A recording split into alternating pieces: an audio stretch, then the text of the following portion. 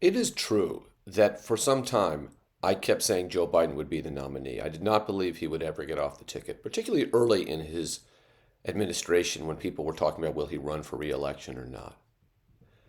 But I want to point something else out. During that whole time, I always defended Kamala Harris, and I always pushed back at this notion that it can't be Kamala. She can never get elected. But many pundits and others repeated that as if it were gospel truth. And in doing that, they undermined the Democrats' best chance for 2024.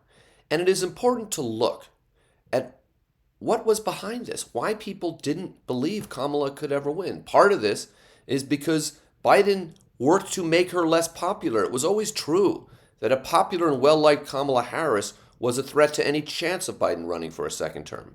But there's also that other thing. Today, in a podcast, a well-known journalist referred to an intangible. There was something intangible that Kamala Harris didn't have.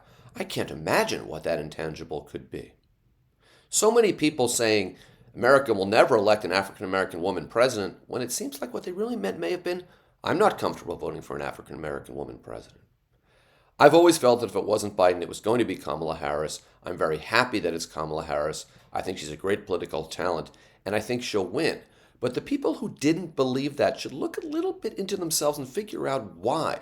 Why were they repeating what at the end of the day was a Biden and Republican talking point, not a Democratic one, not a progressive one, and not a forward-looking one?